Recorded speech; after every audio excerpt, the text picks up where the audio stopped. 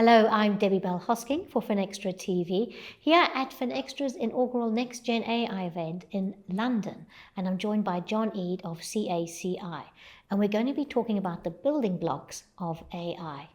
John, welcome. Welcome, thank you. There is a question I'm asking everybody who comes and joins us here in the studio at NextGenAI, because it has to be your view on the status of AI adoption here in the UK. Yeah, I think it's really, really interesting where we are today. You know, the last 18 months, we've obviously seen the huge maturity curve around AI, and I think most people weren't really talking about AI, maybe talk about machine learning and predictive modeling, but obviously with ChatGPT bringing it through on to the consciousness of what AI is, we've gone from this really kind of accelerated curve of people understanding what AI is to very, very quickly understanding the possibilities and then obviously using it.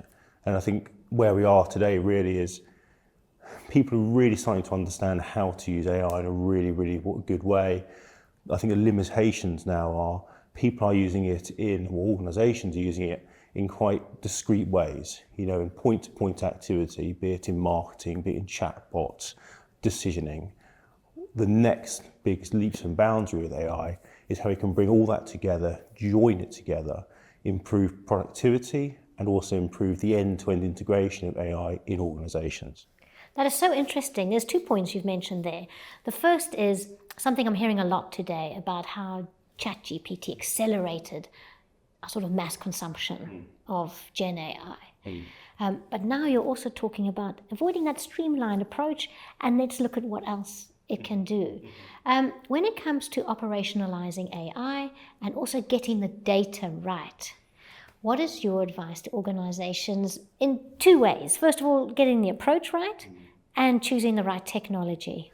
I think the real challenge that most organizations have, and this isn't unique to AI, I think this is when most organizations deal with anything that requires data, often you find organizations are overwhelmed by the data they have and how to access it and how to use it.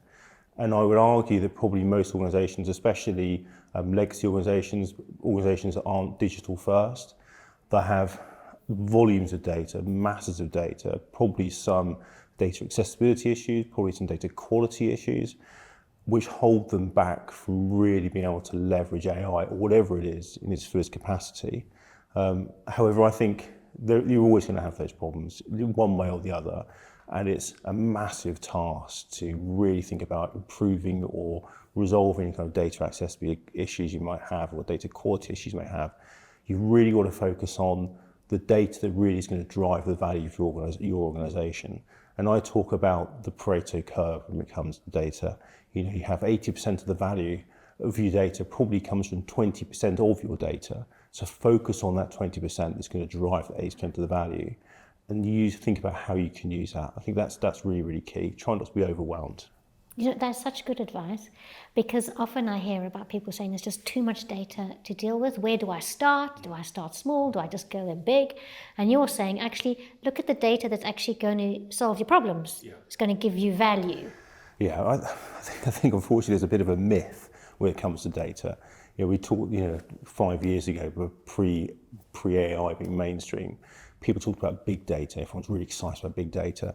But big data isn't synonymous with great value. You know, there's only a small percentage of that data that probably is really highly valuable. You focus on that. Think about your use cases, what you want to try and achieve, and think about the data you need to utilize to make those use cases real. And to solve your specific problem. Exactly right.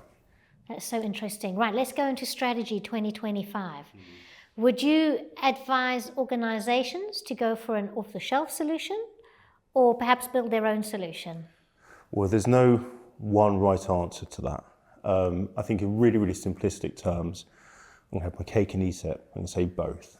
I think what you'll find is a lot of out-the-box technologies, especially sort of marketing activation technologies, for example, will have really, really good out-the-box capability, but most often that'll be quite discrete, such as product optimization, content optimization, making sure you can do really, really specific or discrete predictive modeling.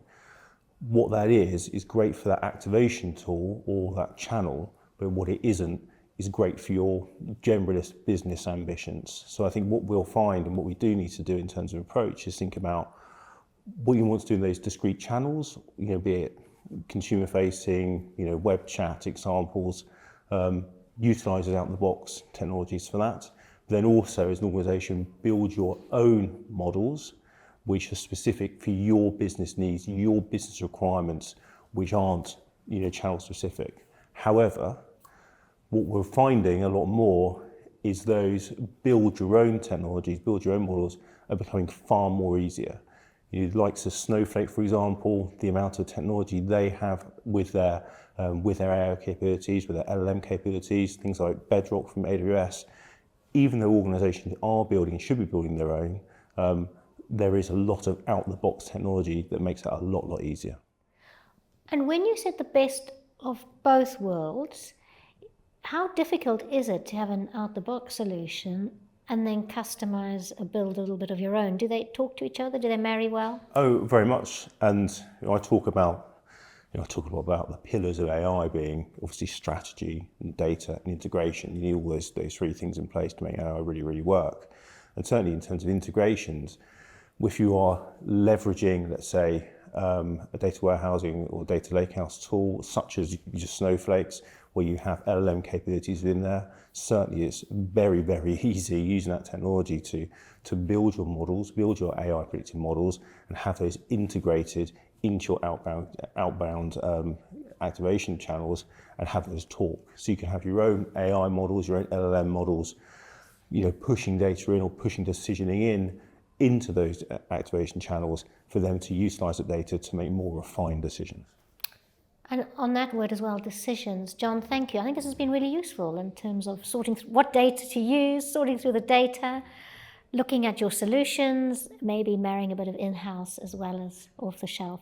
So John, thank you very much for joining us. No, thank you very much.